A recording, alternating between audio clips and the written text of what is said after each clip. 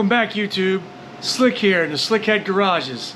I just wanted to jump on here real quick and do a garage update because I'm going away this weekend, going camping with the old lady and the dog, taking the RV out, doing some camping got a site on the river. It's going to be pretty cool. I won't film any of that because you guys probably wouldn't watch it. But let me give you an update of what's going on in the garage. I'll give you an update on the Flathead and the bike ride I just went on, the antique bike ride. That was a good time. So let's dig into it. Okay, I'm glad that's over with. I cannot stand being in front of the camera, believe it or not. I hate it. So this is where I like to be, behind the camera and not so ugly.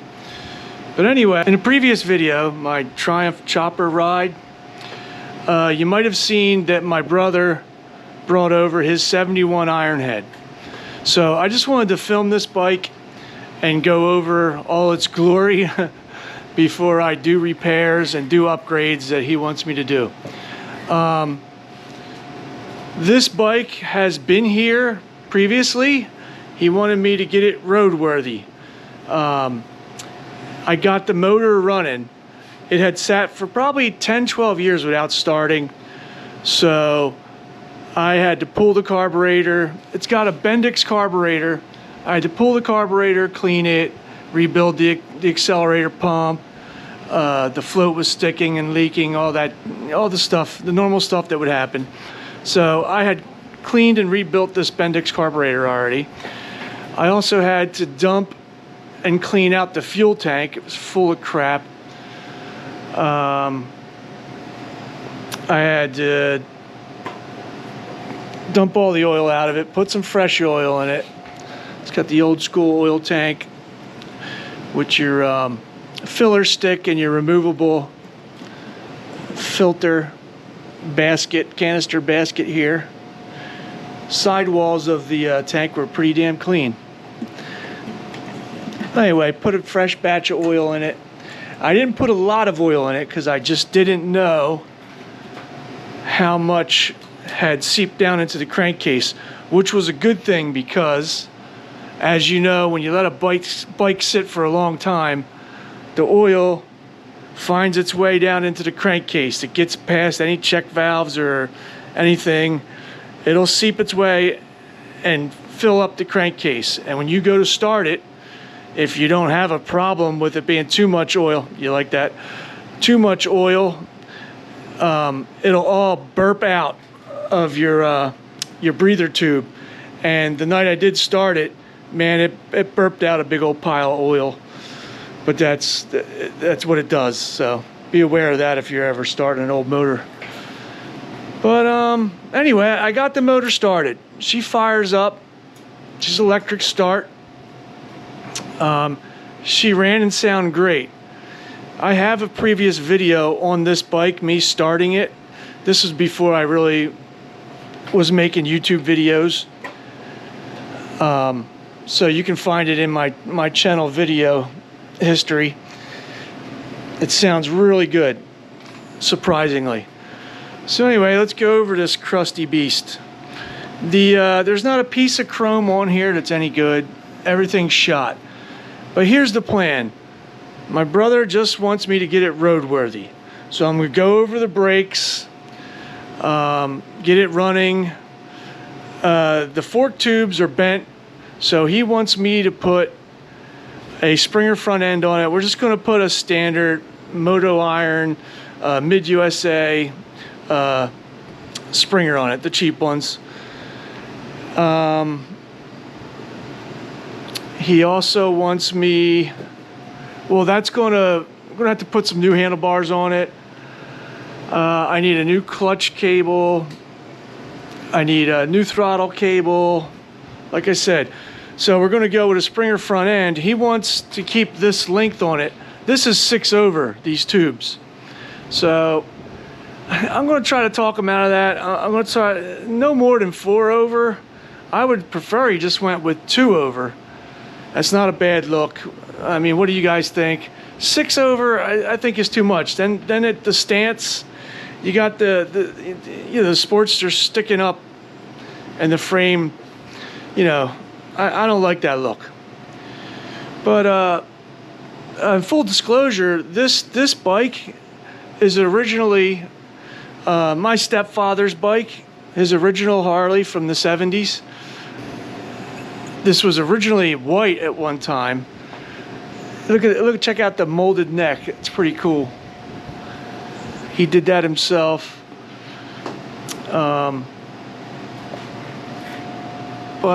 So if I put the Springer front end on this thing, in my opinion, you should just go with a 21-inch front spoked wheel with no front brakes. I mean, that's the look I like.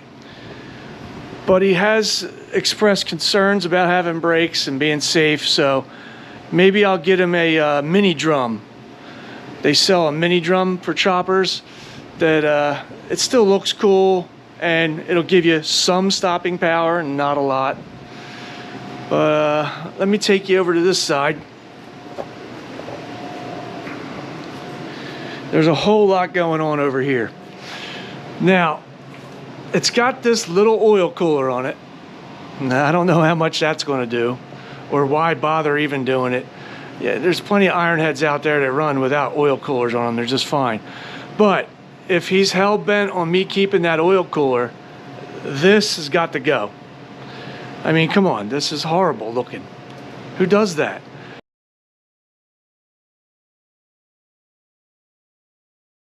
You can run the oil lines underneath the bike. I mean, hell, you got all this room from the forks being so damn long. You know, it sticks up, you're so high off the ground. So run the oil lines under the bike. Even the generator wires can go under the bike. You'll never see them, tucked under the frame. That'll make it look better over here. You know, all the chrome is shot and pitted. This has to go. This bothers me. Not only is it a welded on foot peg, it was a gear shifter at one time. So that has to go. We got to do something better than that. So naturally he's going to need a new back rim because this one's real crusty. I was tinkering around the brakes. The brakes, they seem to actuate and work. I know the front drum worked, but like I said, I'm going to have to get rid of that drum if we change to a Springer front end.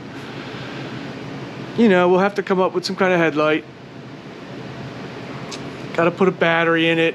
I'm sure there's going to be a problem with the charging system, as old as this thing is, with the mechanical regulator.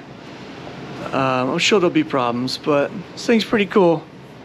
It's got a chrome swing arm on it. I don't know if that was an aftermarket one or they had the stock one chromed back in '71. I don't know. We'll find out. But here's the other problem. This is going to have to change. I gotta get him to get a new king queen seat, because I mean, what's your queen going to do with, like, what's the point of a king queen seat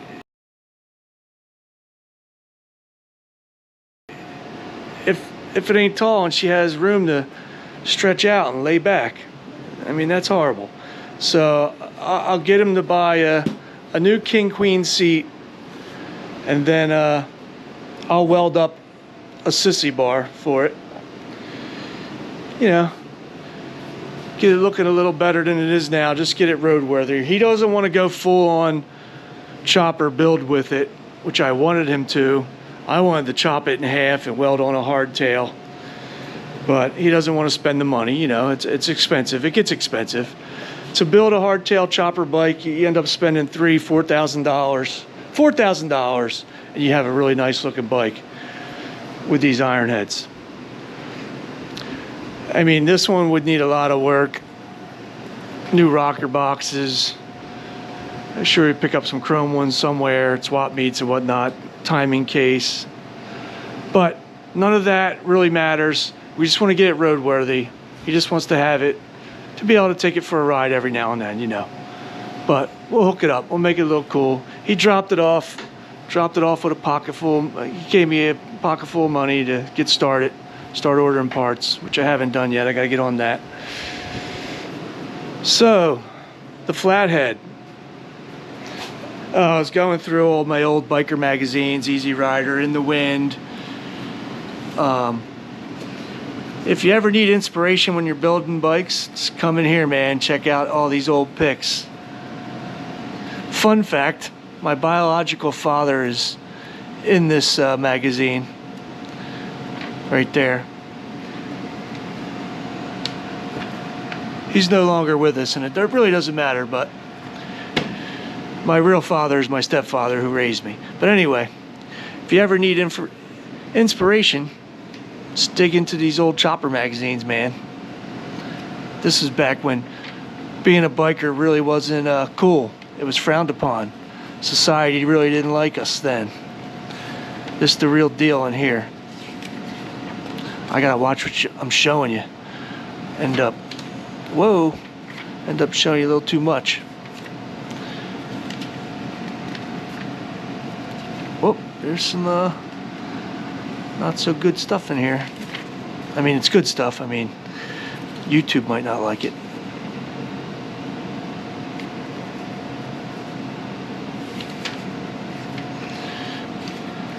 I mean, look at all the pot. This is back when pot wasn't legal. And it's in magazines. It's got pounds of it. But anyway, so the Flathead, she did good. I'm sure probably many of you have watched the video out at my motorcycle club, the antique bike run that we go on once a year.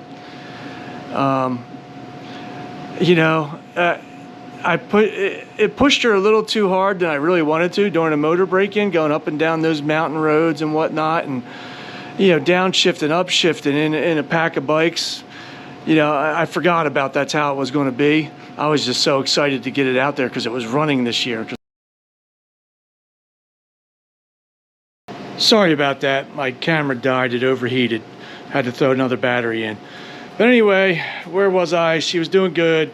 I brought it home and I rechecked and retorqued every nut and bolt I could get my hands on.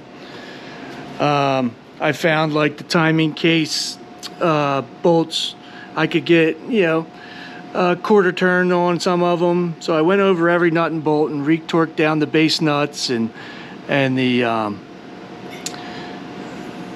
heads, retorqued them down. But she did real good. I was happy with her. And thank you for all the nice comments. I get some of the coolest comments here on YouTube. It's awesome. Let me go take you over to the other garage and show you what's going on with the 70 Ironhead, old Greenie.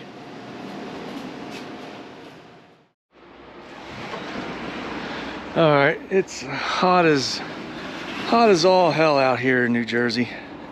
Right, Skybird? Don't mind the yard. I'm getting ready to go camping, so I'm gonna stick the golf cart in the back. Me and Sky just went boating. But anyway, might as well tell you guys what's up with Greenie. I had noticed that I was leaking a lot of what I thought was primary fluid. It was a lot. So after the last ride with the 79 Ironhead, I said, let me pull the plug on the primary and see how low she is. I just wanted to see. You know, I would expect pulling the plug, she would be low. Well, don't you know, I pulled the plug and oil poured out of there for like 15 minutes straight.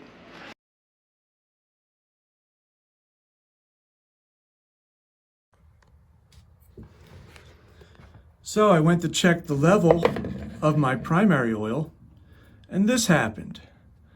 Pulled the plug, and you're supposed to just dribble out, and then you know you're full. Well, I've been leaking what I thought was primary oil for, you know, weeks. I always see a puddle under the bike. Well, so I pulled this plug out thinking that none would come out because I would be low. Well, it's been non-stop now for like 5 minutes. So now what I think is happening is there should be a seal inside the main shaft there coming out to the main gear sprocket. There must be a seal that it's leaking the motor oil through to the primary and filling it up. It's crazy. So I'll have to pull the primary cover and look into that. If it's replaceable, you know, I don't know. Never did one, but I'll figure it out. That's nuts. I got 2.5 quarts over the fill line because there is a leak in the main shaft. The oil seal to the main gear shaft is leaking into my primary, overfilling the primary, and that's why it just comes overflowing out the fill hole plug. And I noticed it when I took this for a test ride. The bike, when I put it in the gear, jumped forward. It lurched because there was probably way too much oil in the clutch plates, and it grabbed or whatever, or wouldn't release one way or the other. I always forget. But anyway, so I'm going to fix that. It's just a small oil seal here, the number 8. But in order to remove that, you need a special tool, which I'll show you a picture of, to remove the shaft extension. So it could be hard, I don't know. You just need a tool. Once you get that pulled, then it's probably a matter of picking out the oil seal and pressing it back in. I know I looked up to see if I could buy that tool, and I don't think they sell it anymore. But I've been on forums, and they show you how to. They give you ideas of other tools you could use to get that off. So it's not impossible. But here's the other thought: if I was to ride this bike, I am going to ride it. I'm going to put the plug back in. I know I have enough oil in there. I'm going to ride this bike around, and if I was to ride it enough, it might heat up and swell up enough where it's still always going to leak, but not at a fast rate like it was doing now from sitting for 8 months. You know what I mean? So I'll try that route first. I'll go the easy route. But if it just continues to pour oil out of the crankcase and then into the primary, then I'm definitely going to change that. I'm going to change it one way or the other, but probably in the wintertime. I don't want to do it in the summer. So I'm going to throw some oil in her, you know, because she's missing 2 quarts now. Throw some oil in it. I'll get it off the table. Once I get back from camping this weekend, I'll go for a test ride with her and bring you guys along with me. Show you how fun she is. But that's that. That's the update. It's hot here in Jersey. I'm gonna throw in some pictures of me and Sky's boating adventure out on the river.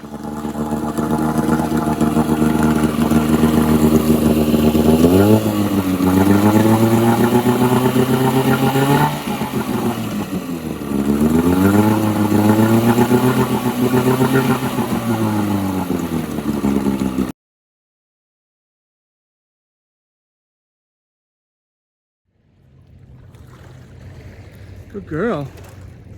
Good girl, Mama. Say hi to Mommy. Say hi to Mommy. Tell Mommy hi. Good girl, Mama. Good girl.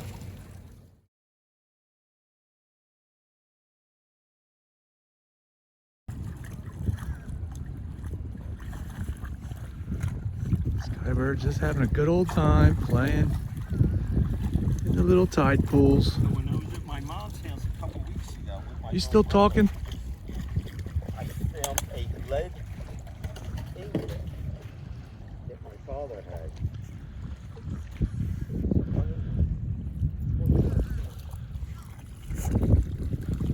Under the solder of roll of copper to a fucking galvanized. So I'll see you guys in the next video. Say goodbye. All right, see you guys.